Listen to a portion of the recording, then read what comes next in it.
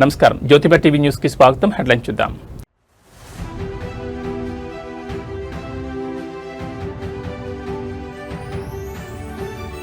రేపటి నుంచే ఇంటర్ పరీక్షలు, విద్యార్థులకు బోర్డు కీలక సూచనలు.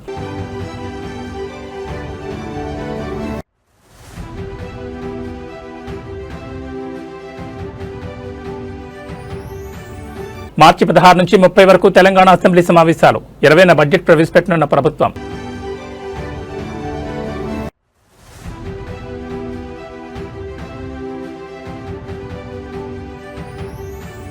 ఖమ్మంలో రణరంగంగా వెలుగుమట్ల, పేదల ఇళ్ల కూల్చివేతతో దద్దరిల్లిన కలెక్టరేట్ పరిసరాలు.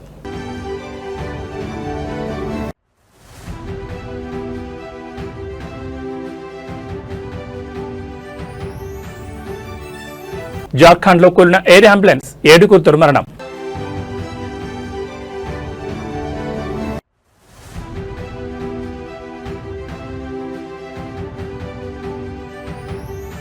తెలంగాణ రాష్ట్రంలో నేడు రేపు వర్షాలు, పలు జిల్లాలకు ఆరెంజ్ ఎల్లో హెచ్చరికలు. ఇక డీటెయిల్స్ చూస్తే తెలంగాణలో బుధవారం నుంచి ప్రారంభం కానున్న ఇంటర్మీడియట్ వార్షిక పరీక్షలకు సంబంధించి ఇంటర్ బోర్డు కీలక మార్గదర్శకాలు జారీ చేసింది. ఈసారి విద్యార్థులకు స్వల్ప ఉరటనిస్తూ 5 నిమిషాల గ్రేస్ పీరియడ్ కేటాయించారు. దీని ప్రకారం ఉదయం 9 గంటలకు పరీక్ష ప్రారంభం కానుండగా 9 గంటల 5 నిమిషాల వరకు కేంద్రంలోకి అనుమతిస్తారు. ఆ తర్వాత వచ్చే వారికి అనుమతి ఉండదు. మొత్తం 9,95,075 మంది విద్యార్థులు ఈ పరీక్షలకు హాజరవనున్నారు. రాష్ట్ర వ్యాప్తంగా 1,495 పరీక్షా కేంద్రాలను ఏర్పాటు చేశారు.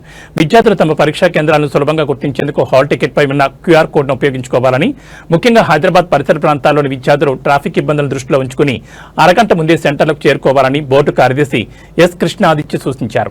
రాష్ట్ర వ్యాప్తంగా 1,495 పరీక్షా కేంద్రాలను ఏర్పాటు చేశారు.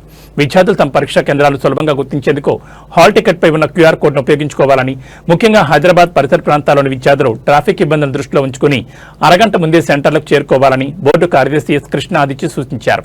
పరీక్షా కేంద్రాల్లో త్రాగునీరు, వెలుతురు, ఫంక్షనల్ టాయిలెట్లు, బెంచీలు వంటి అన్ని సౌకర్యాలు కల్పించామని, ఏ విద్యార్థి కూడా నేలపై కూర్చుని పరీక్ష రాయాల్సిన అవసరం లేదని అధికారులు స్పష్టం చేశారు. భద్రత కోసం ప్రతి కేంద్రంలోనూ సీసీ కెమెరాలు నిఘా ఉండడంతో పాటు ఫ్లయింగ్ స్క్వాడ్లు, సిట్టింగ్ స్క్వాడ్లు నిరంతరం పర్యవేక్షిస్తాయి. పరీక్షల సమయంలో ఒత్తిడి లేదా ఆందోళనకు గురయ్యే విద్యార్థులు Tele MANAS toll free number 14416 call చేస్తే నిపుణుల సలహాలు పొందొచ్చు. సమాధాన పత్రాల మూల్యాంకనం కూడా ఫిబ్రవరి 26 నుంచి 20 కేంద్రాల్లో ప్రారంభం కానుంది. విద్యార్థులు తమ హాల్ టికెట్లోని వివరాలను సరిచూసుకోవాలని, ఏమైనా పొరపాట్లుంటే వెంటనే సంబంధిత కాలేజ్ ప్రిన్సిపల్ ద్వారా సరిచేయించుకోవాలని బోర్డు సూచించింది.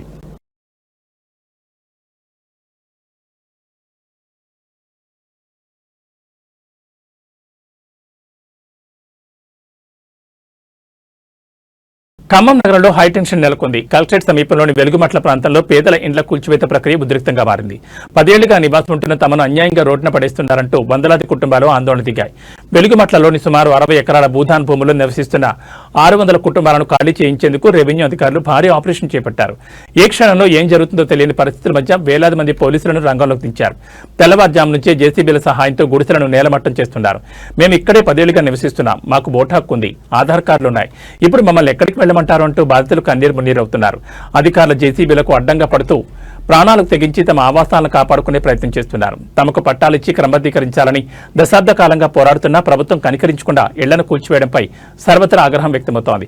కాలనీ వైపు ఎవరిని రానివ్వకుండా కిలోమీటర్ మేర పోలీస్ బారికేడ్లు ఏర్పాటు చేశారు. అడ్డుకుంటున్న బాధితులను, నాయకులను పోలీసులు బలవంతంగా అరెస్ట్ చేసి పోలీస్ స్టేషన్లకు తరలిస్తున్నారు. నిలువ నీడ కోల్పోయిన మహిళలు, చిన్నారులు రోడ్లపైనే బైఠాయించి నిరసన తెలుపుతున్నారు.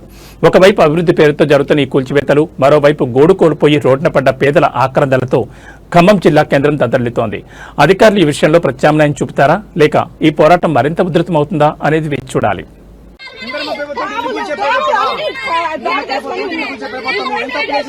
ముందుగా చెప్తా పక్కకు పోతుందా 8 సంవత్సరాల నుంచి ఉంటాను చెప్పి ఇట్లా బాబు మీ కాదు చెప్తాను. ఎవరు చెప్పు లేదా ఏ లేదా అటాటకు వచ్చి హైకోర్టు ఆర్డర్లు గౌరవించరా, ఏటి గౌరవించరా, ఏమి చేయరా, ఇది న్యాయమేనా?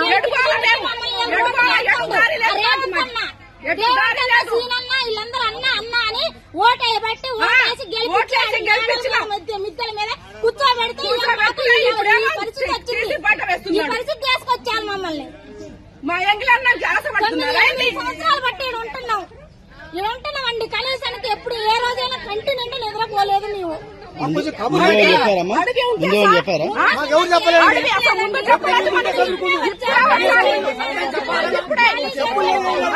లేదు, ఏం లేదు, కట్టుకోవాలి మేము, ఇక్కడే చచ్చిపోతాం మేము. అయితే మాకు ఇప్పుడు కష్టపడి కట్టుకున్నాం. ట్యాంకి కాడి నుంచి 2 గుట్టలు సన్న, ఇప్పుడు ఇది 3వ సారి మేము కట్టుకోవటం. నెల నుంచి పనులు లేకోకుండా ఏం లేకోకుండా ఈయన సాయం చేస్తాడని ఈయనకి డబ్బు లేకుండా ఓటెత్తి ఇలా అన్యాయం చేసి ఎవరికేసారమ్మా ఎవరికేసారు ఎవరికైతే జగన్ రేవంత్ రెడ్డి గెలవాలని రూపాయి లేకోకుండా గెలిపించినాం. ఏదో ఈ ఒక్కసారి ఆయన కొంచెం సాయం చేస్తాడని. కరెంటు సంవత్సరం నుంచి లేదు, నీళ్లు లేవు, నిప్పులు లేవు, కడుపుతా ఉన్న పిల్లలు అన్ని. నెల నుంచి పోలీసు వాళ్ళు వచ్చినా కూడా ఒకరోజు తిని ఒకరోజు తినకుండా ఉన్నాం సార్. తెలంగాణలో బడ్జెట్ సందడి మొదలైంది. 2026-27 ఆర్థిక సంవత్సరానికి సంబంధించి రాష్ట్ర అసెంబ్లీ బడ్జెట్ సమావేశాల నిర్వహణపై ప్రభుత్వం కీలక నిర్ణయం తీసుకుంది. ముఖ్యమంత్రి రేవంత్ రెడ్డి అధ్యక్షతన జరిగిన కేబినెట్ భేటీలో సమావేశాల షెడ్యూల్ను ఖరారు చేశారు. తెలంగాణ అసెంబ్లీ బడ్జెట్ సమావేశాలు మార్చి 16న ప్రారంభం కానున్నాయి. మార్చి 16న గవర్నర్ జిష్ణుదేవ్ వర్మ ఉభయ సభలను ఉద్దేశించి ప్రసంగిస్తారు. మార్చి 17, 18 తేదీల్లో గవర్నర్ ప్రసంగంపై ధన్యవాద తీర్మానంపై చర్చ జరగనుంది. మార్చి 19న ఉగాది పండుగ సందర్భంగా సభకు సెలవు ప్రకటించారు. అలాగే మార్చి 21న రంజాన్ సెలవు ఉండే అవకాశం ఉంది. అందరూ ఆసక్తిగా ఎదురుచూస్తున్న రాష్ట్ర వార్షిక బడ్జెట్ను మార్చి 20న డిప్యూటీ సీఎం ఆర్థిక మంత్రి మల్లు భట్టి విక్రమార్క సభలో ప్రవేశపెట్టే అవకాశం ఉంది. అయితే రంజాన్ పండుగ తేదీని బట్టి బడ్జెట్ తేదీల్లో స్వల్ప మార్పులు ఉండొచ్చని సమాచారం. ఇప్పటికే ఆర్థిక శాఖ కసరత్తు పూర్తి చేసి శాఖల వారీగా కేటాయింపులను ఖరారు చేసే పనిలో నిమగ్నమైంది. ఈసారి బడ్జెట్లో ప్రభుత్వం సంక్షేమ అభివృద్ధికి సమప్రాధాన్యత ఇవ్వనుంది. ఎన్నికల సమయంలో ఇచ్చిన వాగ్దానాలు ఇప్పటికే అమల్లో ఉన్న వాటితో పాటు పెండింగ్ లో ఉన్న గ్యారంటీలు కూడా భారీగా నిధులు కేటాయించే అవకాశం ఉంది. సంక్షేమ పథకాలను నిర్లక్ష్యం చేయకుండానే రాష్ట్రంలో మౌలిక సదుపాయాల కల్పనకు పెద్దపీట వేయాలని ప్రభుత్వం భావిస్తోంది. అప్పుల భారాన్ని తగ్గించుకుంటేనే పేదల సంక్షేమే ధ్యేయంగా ఒక సమతుల్య బడ్జెట్ను ప్రజల ముందుకు తీసుకురావడానికి ఆర్థిక మంత్రి కసరత్తు చేస్తున్నారు. మార్చి 16 నుంచి 30 వరకు జరగనున్న ఈ సమావేశాలు రాజకీయంగా కూడా వేడిని పుట్టించనున్నాయి. విపక్షాల విమర్శలను ఎదుర్కొంటూ ప్రభుత్వం 6 గ్యారంటీల అమలుకు నిధుల వేటను ఎలా సాగిస్తుందో చూడాలి. మరి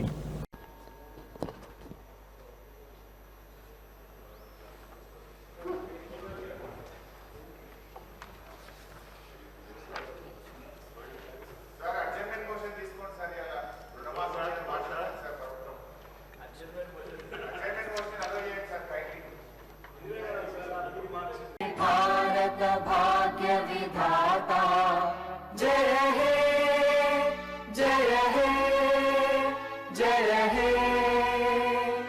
जय जय जय जय हे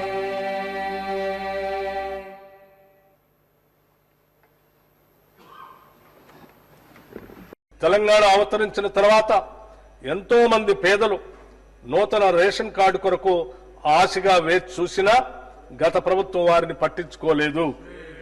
కనీసం కొత్త కుటుంబ సభ్యుల పేర్లను కూడా రేషన్ కార్డులో జత చేయలేదు.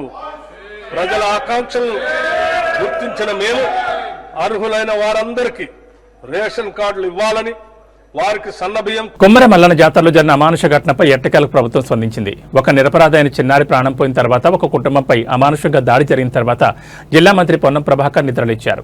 ఈ ఘటనపై ఆయన ఒక వీడియో సందేశాన్ని విడుదల చేస్తూ బాధితులకు అండగా ఉంటామని ప్రకటించారు. కొమ్మెర మల్లన్న జాతరలో ఒక సామాన్య కుటుంబంపై జరిగిన దాడిని మంత్రి పొన్నం ప్రభాకర్ తీవ్రంగా ఖండించారు. ముఖ్యంగా ఒక చిన్న వర్గానికి చెందిన వారిపై జరిగిన ఈ దాడిలో పతి ప్రాణం బలి కావడం అత్యంత బాధాకరమని ఆయన ఆవేదన వ్యక్తం చేశారు. చనిపోయిన చిన్నారి కుటుంబానికి తన ప్రగాఢ సానుభూతిని తెలియజేశారు. స్వయంగా రాష్ట్ర డీజీపీతో మాట్లాడినట్లు నిందితులు ఎంతటి వారైనా వదిలిపెట్టొద్దని ఆదేశించినట్లు మంత్రి పేర్కొన్నారు. దాడికి పాల్పడిన బాధ్యులపై కఠిన చట్టాల కింద కేసులు నమోదు చేసి తక్షణమే అరెస్ట్ చేయాలని పోలీసులను కోరారు.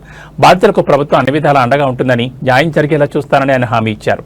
అయితే ఈ ఘటన జరిగి ఇన్ని గంటలు గడుస్తున్నా ఒక చిన్నారి ప్రాణం పోయిన తర్వాతే మంత్రి స్పందించడంపై విమర్శలు వ్యక్తమవుతున్నాయి. ప్రతిపక్షాలు మరియు స్థానికులు ఇప్పటికే ప్రభుత్వంపై మండిపడుతున్నారు. మంత్రి ఆదేశాల మేరకు పోలీసులు ఎంత వేగంగా నిందితులను పట్టుకుంటారో వేచి చూడాలి. పవిత్రమైన జాతరలో ఇలాంటి రక్తపాతం జరగడం నాగరిక సమాజం తలదించుకోవాల్సిన విషయం. బాధితులకు కేవలం మాటల భరోసా మాత్రమే సరిపోదు, చేతల్లో న్యాయం కావాలని ప్రజలు డిమాండ్ చేస్తున్నారు. కులాలు మతము ప్రస్తావన లేకుండా పైశాచికమైనటువంటి సంఘటన ఏదైనా ఖండించదలసిందే. అందులో ఒక చిన్న వర్గానికి సంబంధించినటువంటి చిన్న పాపం మృతికి కారణమైనటువంటి వాళ్ళు తప్పకుండా శిక్షార్హులే. ఏ పార్టీ అయినా, ఏ కులమైనా, ఏ మతమైనా, ఏ ప్రాంతమైనా నేను డీజీపీ గారితో కూడా మాట్లాడినా ఆ అంశం మీద కఠినంగా స్పందించి చర్యలు తీసుకోమని చెప్పి కోరుతూ, కుటుంబానికి బాధిత కుటుంబానికి అండగా ఈ రాష్ట్ర ప్రభుత్వం ఉంటుంది. ముఖ్యమంత్రి గారు కూడా నిన్న చెప్పినారు, ఎక్కడ కూడా ఇబ్బంది పడేటువంటి పరిస్థితి రాకుండా మీకు అన్ని రకాలుగా న్యాయం చేసేటువంటి విధంగా ప్రభుత్వ చర్యలు ఉంటాయని మనం చేస్తాం. రాజమండ్రిలో కల్తీ పాలు తాగి 5గురు మృత్యువాత పడడం ఇప్పుడు రాష్ట్ర వ్యాప్తంగా పెను సంచలనంగా మారింది. ఈ విషాద ఘటనతో ఏపీ ప్రభుత్వం ఒక్కసారిగా ఉలిక్కిపడింది. అప్రమత్తమైన ఎన్టీఆర్ జిల్లా అధికార యంత్రాంగం జిల్లా వ్యాప్తంగా పాల కేంద్రాలపై దాడులు నిర్వహిస్తోంది. రాజమండ్రి ఘటన పునరావృతం కాకూడదనే ఉద్దేశంతో ఎన్టీఆర్ జిల్లా collector Lakshmisha food safety commission రంగంలోకి దిగారు. వారి ఆదేశాల మేరకు జిల్లాలోని అన్ని ప్రధాన పాల కేంద్రాల వద్ద ఫుడ్ సేఫ్టీ అధికారులు ఆకస్మిక తనిఖీలు చేపట్టారు. ముఖ్యంగా విజయవాడ కరెన్సీ నగర్లోని ఒక ప్రముఖ పాల కేంద్రం వద్ద అధికారులు ప్రస్తుతం సోదాలు నిర్వహిస్తున్నారు. తనిఖీల్లో భాగంగా అధికారులు పాల స్వచ్ఛతను పరిశీలిస్తున్నారు. కరెన్సీ నగర్ కేంద్రంలో సేకరించిన పాల శాంపిల్స్ ను వెంటనే పరీక్షల నిమిత్తం ల్యాబ్కు పంపించారు. పాలలో యూరియా, డిటర్జెంట్ లేదా ఇతర రసాయనాలు కలుపుతున్నారా అనే కోణంలో లోతైన విచారణ సాగుతోంది. జిల్లా వ్యాప్తంగా ఉన్న డైరీ ఫార్మ్స్, పాల సేకరణ కేంద్రాలపై నిఘా, కల్తీకి పాల్పడితే లైసెన్సులు రద్దు చేయడమే కాకుండా క్రిమినల్ కేసులు నమోదు చేస్తామని అధికారులు హెచ్చరించారు. పాలలో రంగు లేదా వాసనలో మార్పు ఉంటే వెంటనే ఫిర్యాదు చేయాలని కోరుతున్నారు. పాల వంటి నిత్యావసర వస్తువుల్లో విషం కలిపి ప్రజల ప్రాణాలతో చెలగాటమాడే వారిని వదిలిపెట్టే ప్రసక్తి లేదని కలెక్టర్ లక్ష్మీసా స్పష్టం చేశారు. అటు రాజమండ్రి ఘటనలో మృతుల సంఖ్య పెరిగే అవకాశం ఉండడంతో రాష్ట్ర వ్యాప్తంగా ఉన్న ఫుడ్ సేఫ్టీ విభాగం హై అలర్ట్లో ఉంది.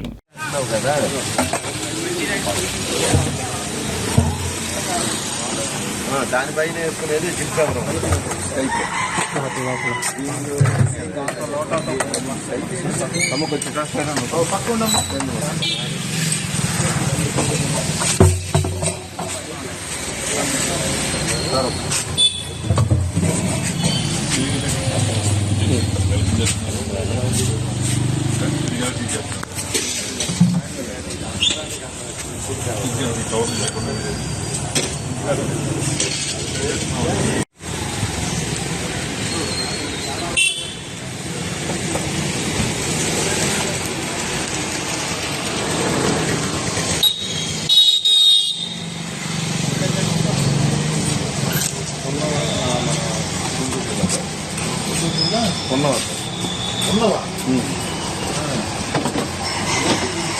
అవును సార్.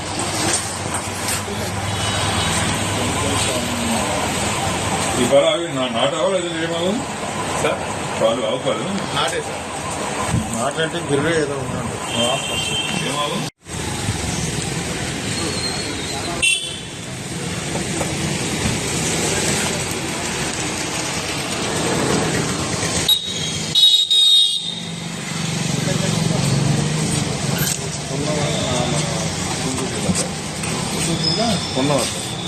ఉన్నవా?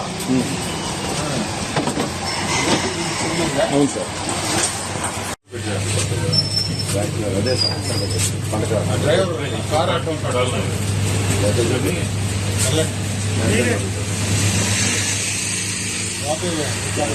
ఆంధ్రప్రదేశ్ శాసనమండలి సాక్షిగా మహిళా భద్రతపై విపక్షాలు నిప్పులు చెరిగాయి. కూటమి ప్రభుత్వ హయాంలో మహిళలపై అరాచకాలు పెచ్చిమిరుతున్నాయంటూ వైసీపీ ఎమ్మెల్సీ వరదు కళ్యాణి సంచలన గణాంకాలతో ప్రభుత్వాన్ని కడిగిపారేశారు. రాష్ట్రంలో ఆడబిడ్డలకు రక్షణ కరువైందని ఆమె ఆందోళన వ్యక్తం చేశారు. శాసనమండలి వేదికగా వరదు కళ్యాణి సంచలన ఆరోపణలు చేశారు. ఈ ప్రభుత్వంలో ప్రతిరోజు 5గురు మహిళలు అత్యాచారానికి గురవుతున్నారని, సుమారు 60 మంది మహిళలు వివిధ రకాలుగా వేధింపులను ఎదుర్కొంటున్నారని ఆమె గణాంకాలను బయటపెట్టారు. టీడీపీ అధికారంలోకి వచ్చిన నాటి నుంచి నేరాల సంఖ్య విపరీతంగా పెరిగిందని ఆమె విమర్శించారు. కూటమి ప్రభుత్వంలో మహిళలపై నేరాలు గతంతో పోలిస్తే 10% పెరిగాయని ఆమె ధ్వజమెత్తారు. ఈ ప్రభుత్వ హయాంలో ఇప్పటి వరకు 16,282 మంది మహిళలు వేధింపులకు గురయ్యారని ఆరోపించారు. ఏకంగా ముఖ్యమంత్రి చంద్రబాబు నాయుడు సొంత గ్రామంలో కూడా మహిళలపై వేధింపుల కేసులు పెరగడం శాంతి భద్రతల వైఫల్యానికి నిదర్శనమని ఆమె ఎద్దేవా చేశారు. రాష్ట్రంలో మహిళలకు రక్షణ కల్పించడంలో ప్రభుత్వం పూర్తిగా విఫలమైందని, కేవలం ప్రకటనలకే పరిమితమవుతోందని విపక్ష నేతలు సభలో కొంతెత్తారు. అటు వరదు కళ్యాణి వ్యాఖ్యలపై అధికారపక్ష సభ్యులు కూడా తీవ్రంగా స్పందించడంతో సభలో కొంతసేపు గందరగోళం నెలకొంది.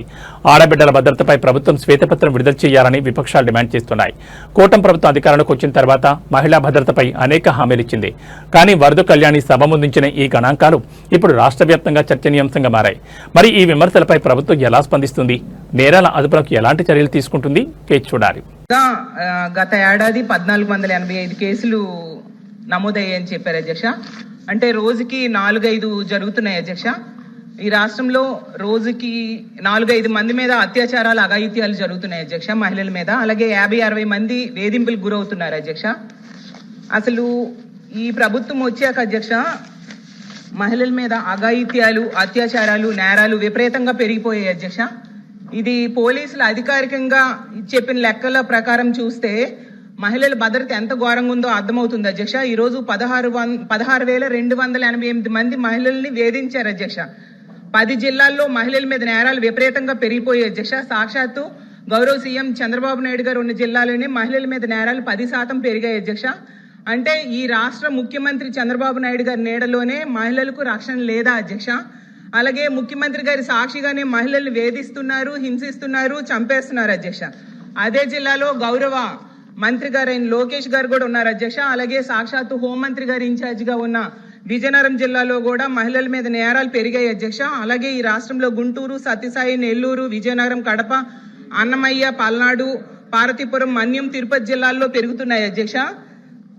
మహిళలను వేధించే వాళ్ళను, పిల్లలను అత్యాచారం చేసే వాళ్ళకు అస్సలు భయం లేకుండా పోయింది అధ్యక్ష. నిజం చెప్పాలంటే వీటిలో ముఖ్యంగా అత్యధిక కారణం గంజాయి, డ్రగ్స్, వీటి మత్తులో చేస్తున్నారు అధ్యక్ష. మన హోంమంత్రి గారు అయితే ఏకంగా గంజాయి లేదని చెప్పేశారు అధ్యక్ష. కానీ ఈ సభ జరుగుతున్న టైంలోనే మొన్న మదనపల్లిలో చూసి సాధారణంగా హెల్మెట్ లేకపోతే ట్రాఫిక్ పోలీసులు చలాన్ రాస్తారు లేదా వాహనాన్ని ఆపుతారు. కానీ హైదరాబాద్ మల్కాజ్గిరి ట్రాఫిక్ పోలీసులు ఒక అడుగు ముందుకు వేశారు. జరిమానా కంటే ప్రాణం ముఖ్యమని భావించి దేశంలోనే వినూత్నమైన హెల్మెట్ బ్యాంక్ కార్యక్రమానికి శ్రీకారం చుట్టారు. హెల్మెట్ లేకుండా ప్రయాణించే వాహనదారులను ఆపి తిట్టడమో, జరిమానా వేయడమో కాకుండా అక్కడికక్కడే వారికి ఒక హెల్మెట్ ఉచితంగా అందజేస్తున్నారు పోలీసులు. హెల్మెట్ తీసుకునేవారు తమ ప్రాథమిక వివరాలను పోలీసులకు సమర్పించాలి. ఆ హెల్మెట్ ను తీసుకుని 24 గంటలలోపు వారు కొత్త హెల్మెట్ ను కొనుగోలు చేసి పోలీసుల వద్ద తీసుకున్న పాత హెల్మెట్ ను తిరిగి ఇచ్చేయాలి. మల్కాజ్గిరి జోన్ పరిధిలోని ప్రధాన కూడళ్లలో ఈ విధానాన్ని అమలు చేస్తున్నారు. ముఖ్యంగా గోపాలపురం ట్రాఫిక్ పోలీస్ స్టేషన్ పరిధిలోని సంగీత్ చౌరస్తా వద్ద ఈ కార్యక్రమం విజయవంతంగా సాగుతోంది. ప్రయాణ మధ్యలో ప్రమాదాలు జరగకుండా తక్షణమే రక్షణ కల్పించడం, పోలీసులంటే కేవలం జరిమానాలు వేసేవారు మాత్రమే కాదు, ప్రాణాలు కాపాడేవారని ప్రజల్లో నమ్మకం కలిగించడం, కేవలం భయం కోసం కాకుండా బాధ్యతగా హెల్మెట్ ధరించేలా వాహనదారులను ప్రోత్సహించడం తెలంగాణ పోలీసుల అరైవ్ అలైవ్ రోడ్డు భద్రతా ప్రచారంలో భాగంగా ఈ కార్యక్రమాన్ని చేపట్టినట్లు మల్కాజ్గిరి ట్రాఫిక్ డీసీపీ తెలిపారు. ప్రయాణం చిన్నదైనా పెద్దదైనా హెల్మెట్ తప్పనిసరని ఆయన గుర్తు చేస్తున్నారు. చలాన్ల భారం కంటే క్షేమంగా ఇంటికి చేరడమే ప్రధానమని నిరూపిస్తున్న మల్కాజ్గిరి పోలీసుల చొరవపై సర్వత్రా ప్రశంసలు వ్యక్తమవుతున్నాయి. వాహనదారులు కూడా ఈ అవకాశాన్ని సద్వినియోగం చేసుకుని ప్రాణరక్షణకు సహకరించాలని కోరుతున్నారు. హెల్మెట్ బ్యాంక్ అని చెప్పేసి వినూత్నంగా ప్రయత్నం చేయడం జరిగింది. ఒక హెల్మెట్ అనేది ఎంత ఇంపార్టెంట్ అనేది తెలుసు అంటే రీసెంట్గా మొన్న చామరపేటలో ఒక నర్సరీ విద్యార్థి రాత్రి హెల్మెట్ పెట్టుకోకపోవడం వల్ల బండి మీద కింద పడి చనిపోవడం. సో అట్లా ఎవ్రీడే తెలంగాణలో కంటెక్ట్ ఒకరు ట్రాఫిక్ రూల్స్ పాటించకపోవడం వల్ల చనిపోవడం జరుగుతుంది. సో దాన్ని అరికట్టడానికి ఒక పాజిటివ్ ధోరణిలా రియలైజ్ చేయడం కాకుండా తెలంగాణ మాత్రమే కాదు, ఇట్లాంటివి ఎంకరేజ్ చేయడానికి ట్రై చేస్తున్నాం. సో మనకు హెల్మెట్ బ్యాంక్ ఒకటి ఏర్పాటు చేయడం జరిగింది. ఈ హెల్మెట్ బ్యాంకులో ఎవరైనా హెల్మెట్ లేని వాళ్ళు వచ్చి వాళ్ళని ఏదో ఆపి ఇట్లా దేశ రాజధానిలో రాజకీయ సెగలు రేగుతున్నాయి. ప్రధాని నరేంద్ర మోడీ లక్ష్యంగా కాంగ్రెస్ అగ్రనేత రాహుల్ గాంధీ తీవ్రస్థాయిలో విరుచుకుపడ్డారు. ఎఫ్స్టీన్ ఫైల్స్ నుంచి అదానీ వ్యవహారం వరకు సంచలన ఆరోపణ చేస్తూ కేంద్ర ప్రభుత్వంపై యుద్ధం ప్రకటించారు. అంతర్జాతీయంగా సంచలనం సృష్టించిన ఎఫ్స్టీన్ ఫైల్స్ అంశాన్ని రాహుల్ గాంధీ ప్రస్తావించారు. అంతర్జాతీయ నేరస్తులతో పేర్లు ముడిపడడం దేశానికి సిగ్గుచేటని ఆయన మండిపడ్డారు. ముఖ్యంగా దేశానికి సంబంధించిన కీలకమైన డేటాను అమెరికా కట్టబెట్టడంపై రాహుల్ తీవ్ర అభ్యంతరం వ్యక్తం చేశారు. ఇది దేశ సార్వభౌమాధికారానికే ముప్పని అని హెచ్చరించారు. అదానీ వ్యవహారంపై రాహుల్ గాంధీ మరోసారి కళమెత్తారు. అదానీ కేసు కేవలం ఒక వ్యాపారవేత్తకు సంబంధించింది కాదని, ఇది బీజేపీ ఆర్థిక మూలాలను కదిలిస్తోందని ఆయన ధ్వజమెత్తారు. ప్రధాని మోడీ అనుసరిస్తున్న విధానాల వల్ల దేశంలోని రైతులు, వస్త్ర పరిశ్రమ పూర్తిగా నాశనమయ్యాయని ఆయన ఆవేదన వ్యక్తం చేశారు. కొద్దిమంది సంపన్నుల కోసం కోట్లాది మంది సామాన్యుల పుట్టకొడుతున్నారని విమర్శించారు. దేశ రక్షణ విషయంలో తాము తగ్గేదే లేదని రాహుల్ గాంధీ స్పష్టం చేశారు. రాజ్యాంగాన్ని, దేశ వనరులను కాపాడేందుకు కాంగ్రెస్ పార్టీ సింహాల్లా పోరాడుతోందని ఆయన ప్రకటించారు. భయపడే ప్రసక్తే లేదని, నిజం కోసం పోరాటం కొనసాగుతుందని కేడర్లో ఉత్సాహం నింపారు. మరోవైపు రాహుల్ గాంధీ వ్యాఖ్యలపై బీజేపీ నేతలు కూడా తీవ్రంగా స్పందిస్తున్నారు. ఇవన్నీ నిరాధారణమైన ఆరోపణలను కొట్టిపారేస్తున్నారు. పార్లమెంట్ లోపల బయట ఈ అదానీ ఎఫ్స్టీన్ సెగలు ఇంకెన్ని మలుపులు తిరుగుతాయో చూడాలి. बीजेपी के कार्यकर्ताओं, आरएसएस के कार्यकर्ताओं, आप अपने प्रधानमंत्री के आंखों में देखो, आपको डर दिखेगा. पार्लियामेंट में नहीं आ पाए और कारण नारावाने नहीं थे, कारण एप्स्टीन था, कारण अदानी पर केस था. नरेंद्र मोदी जी, अहिंसा और लोकतांत्रिक विरोध देश की बुनियाद है. गांधी जी और भगत सिंह ने यह रास्ता दिखाया है. इससे आप इतना क्यों डरते हो? आप शर्म की बात करते हो. शर्म की बात मैं आपको बताता हूँ. आपने अमेरिका के साथ जो किया है, ये शर्म की बात. देश को आपने बेचा है. पहली शर्म की बात, जो यूएस के साथ आपने ट्रेड डील की है, जिसमें हिंदुस्तान को कुछ नहीं मिला और हमारा पूरा देश आपने अमेरिका को बेच दिया है. हमारे देश का डेटा दे दिया, किसानों को खत्म कर दिया, टेक्सटाइल इंडस्ट्री बर्बाद कर दी. ये शर्म की बात. दूसरी शर्म की बात, एप्स्टीन जो पीडोफाइल है, उसकी फाइलों में, उसकी ईमेल में आपका नाम, आपके मंत्रियों का नाम और आपके दोस्तों का नाम तीनों का एक साथ आ रहा है। ఉత్తరప్రదేశ్ లో మరోసారి బ్లూ డ్రమ్ మర్డర్ కలకలం రేపింది. కన్న తండ్రిని కూడా చూడకుండా అత్యంత కిరాతకంగా కాల్చి చంపి ఆపై మృతదేహాన్ని ముక్కలు ముక్కలుగా నరికిన ఉదంతం లక్నోలో వెలుగు చూసింది. చదువుకోమని చెప్పడమే ఆ తండ్రి చేసిన పాపమైంది. లక్నోలో నివాసముంటున్న 19 ఏళ్ల అక్షత్ ప్రతాప్ సింగ్ అనే యువకుడు ఈ ఘాతకానికి పాల్పడ్డాడు. తన తండ్రి మానవేంద్ర సింగ్ ను తుపాకీతో కాల్చి చంపడమే కాకుండా ఎవరికీ అనుమానం రాకుండా మృతదేహాన్ని ముక్కలు చేశాడు. చేతులు కాళ్లు నరికి వేరువేరు చోట్ల పారేసి మిగిలిన మొండెం భాగాన్ని ఒక నీలం రంగు డ్రమ్ములో కుక్కి ఎక్కడో పారేయాలని ప్లాన్ చేశాడు. అయితే పాపం పండింది. ఆ డ్రమ్ము నుంచి విపరీతమైన దుర్వాసన రావడంతో అనుమానం వచ్చిన ఇరుగు పొరుగు వారు పోలీసులకు సమాచారం అందించారు. ఘటనా స్థలానికి చేరుకున్న పోలీసులు డ్రమ్ము తెరిచి చూడడంతో లోపల కూలిన స్థితిలో ఉన్న మొండెం బయటపడింది. దీంతో నిందితుడు అక్షత్ ప్రతాప్ సింగ్ ను పోలీసులు అదుపులోకి తీసుకున్నారు. పోలీసుల ప్రాథమిక విచారణలో షాకింగ్ విషయాలు వెలుగులోకి వచ్చాయి. తండ్రి మానవేంద్ర సింగ్ తన కొడుకును పోటీ పరీక్షలకు సిద్ధమవ్వాలని, చదువుపై శ్రద్ధ పెట్టాలని తరచూ ఒత్తిడి చేసేవాడు. తండ్రి పదే పదే చదవమని చెప్పడం అక్షత్కు నచ్చలేదు. ఆ కోపమే కన్న తండ్రిని చంపేంత పగ్గా మారింది. ఏకంగా తండ్రి ప్రాణాలు తీసి మృతదేహాన్ని ముక్కలు చేసేంత రాక్షసుడిగా అతన్ని మార్చేసింది. యూపీలో వరుసగా వెలుగుచూస్తున్న ఈ బ్లూ డ్రమ్ హత్యలు ప్రజలను భయాందోళనకు గురిచేస్తున్నాయి. చదువుకోమన్నందుకు కన్న తండ్రిని చంపిన ఈ యువకుడి ఉదంతం నేటి తరం యువతలో పెరుగుతున్న హింసాత్మక ధోరణికి నిదర్శనంగా నిలుస్తోంది. పోలీసులు నిందితుని రిమాండ్కి తరలించి మరింత లోతుగా విచారణ జరుపుతున్నారు.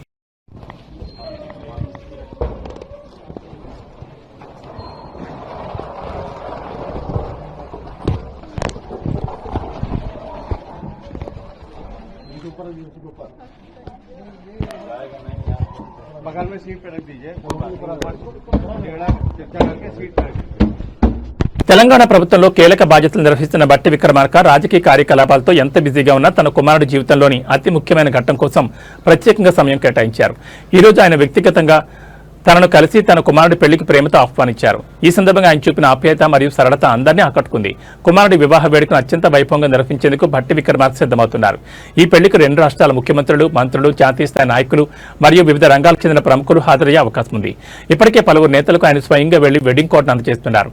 డిప్యూటీ సీఎం మల్లు భట్టి విక్రమార్క కుమారుడి వివాహం పద్ధతి ప్రకారం ప్రతి ఒక్కరిని ఆప్యాయంగా పిలుస్తున్న మంత్రి, రాష్ట్ర బడ్జెట్ కసరత్తుల మధ్యనే కుమారుడి పెళ్లి పనులను కూడా ఆయన పర్యవేక్షిస్తున్నారు. తెలంగాణ రాజకీయాల్లో ఒక పక్క పాలనాపరమైన ఉన్న బట్టి విక్రమార్క ఇంట్లో జరుగుతున్న ఈ శుభకార్యం పార్టీ శ్రేణులు మరియు మిత్రవర్గాల్లో కొత్త ఉత్సాహం నింపుతోంది. కొత్త జీవితంలోకి అడుగుపెడుతున్న బట్టి విక్రమార్క కుమారుడికి, కాబోయే కోడలికి ముందస్తు శుభాకాంక్షలు తెలియజేస్తున్నారు. జార్ఖండ్ లో ఘోర ప్రమాదం చోటు చేసుకుంది. రాంచీ నుంచి ఢిల్లీకి వెళ్తున్న ఎయిర్ అంబులెన్స్ కూలిపోయింది. Red Bird Airways Private limited నడుపుతున్న ఈ ఎయిర్ అంబులెన్స్ సోమవారం రాత్రి ఛత్రా జిల్లాలోని సిమారియా ప్రాంతంలో కూలిపోయింది. ప్రమాద సమయంలో ఎయిర్ అంబులెన్స్ లో ఉన్న 7 మృతి చెందారు. ఛత్రా డిప్యూటీ కమిషనర్ ఈ విషయాన్ని ధృవీకరించారు. సిమారియా సమీపంలో ఎయిర్ అంబులెన్స్ కూలిన ఘటనలో అందులో ఉన్న వారందరూ మరణించారని చెప్పారు. బాధితులను pilot in command captain Vivek Vikas Bhagat, co pilot captain Savraj Deep Singh, patient Sanjay Kumar, attender Archana Devi, Dharu Kumar, doctor Vikas Kumar Gupta, paramedics Sachin Kumar మిశ్రాగా గుర్తించారు. విమానంలో ఉన్న 7 వ్యక్తుల మృతదేహాలను వెలికితీసినట్లు sub divisional police officer Shubham Khandelwal తెలిపారని PTI report చేసింది. ఈ విమానం రాత్రి 7:11 రాంచీ నుంచి బయలుదేరి రాత్రి 10 ఢిల్లీలో ల్యాండ్ కావాల్సింది.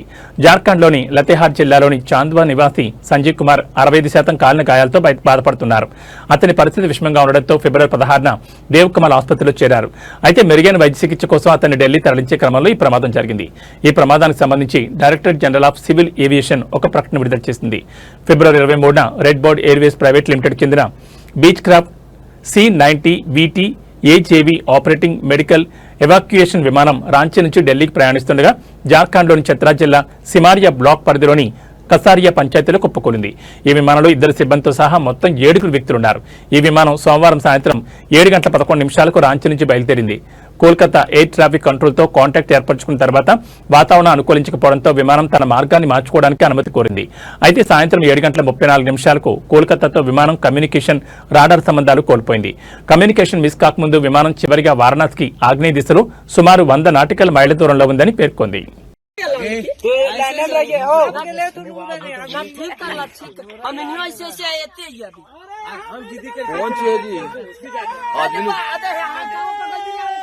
यहाँ आ जाओ दम सर के एकदम वही कर में कल पंखवा गिरलो से पंखवा हो यहाँ अरे आदमी को कहां हो रे आदमी ना का आदमी के खोदा रे आदमी के देखा इतना బంగాళాఖాతంలో ఏర్పడిన అల్పపీడన ప్రభావంతో రాష్ట్రంలో ఇవాళ రేపు తేలికపాటి నుంచి మోస్తరు వర్షాలు కొన్ని జిల్లాల్లో అక్కడక్కడ కురిసే అవకాశం ఉందని హైదరాబాద్ వాతావరణ కేంద్రం వెల్లడించింది.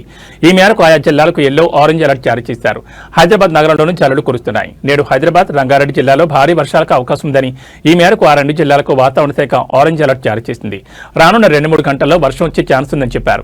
నాగర్ కర్నూలు, నల్గొండ, నారాయణపేట, జోగులాం గద్వాల, మహబూబ్ నగర్, జనగాం, మేడ్చల్ మల్కాజ్గిరి, సంగారెడ్డి, సూర్యాపేట, వికారాబాద్, వనపర్తి, యాదాద్రి భువనగిరి జిల్లాల్లోనూ వర్షాలు కురుస్తాయన్నారు. ఈ మేరకు ఆయా జిల్లాలకు ఎల్లో అలర్ట్ జారీ చేశారు. కాగా సోమవారం రాష్ట్రంలోని పలు జిల్లాలో ఉరుములు, మెరుపులు, ఈదురుగాలతో కూడిన భారీ వర్షాలు కురిశాయి. గంటకు 40 కిలోమీటర్ల ఈదురుగాలుల వేగంతో వర్షాలు కురవడంతో కోత దశలో ఉన్న పంటలు తీవ్రంగా దెబ్బతిన్నాయి. దీంతో రైతులకు భారీగా నష్టం వాటిల్లింది. ముఖ్యంగా నిజామాబాద్, ఆదిలాబాద్, నిర్మల్, కామారెడ్డి, నిజామాబాద్ జిల్లాలో ఆదివారం అర్ధరాత్రి భారీ వర్షం కురిసింది.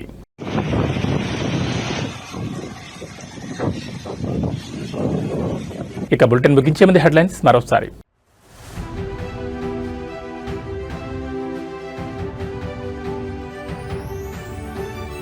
రేపటి నుంచే ఇంటర్ పరీక్షలు, విద్యార్థులకు బోర్డు కీలక సూచనలు.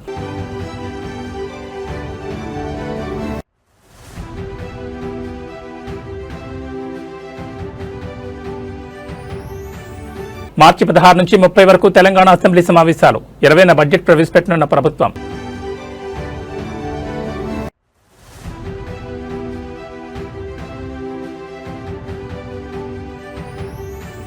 ఖమ్మంలో రణరంగంగా వెలుగుమట్ల, పేదల ఇళ్ల కూల్చివేతతో దద్దరిల్లిన కలెక్టరేట్ పరిసరాలు.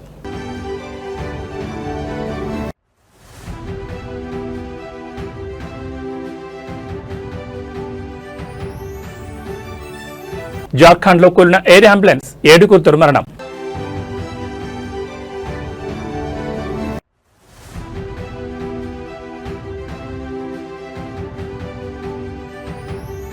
తెలంగాణ రాష్ట్రంలో నేడు రేపు వర్షాలు, పలు జిల్లాలకు ఆరెంజ్, ఎల్లో హెచ్చరికలు.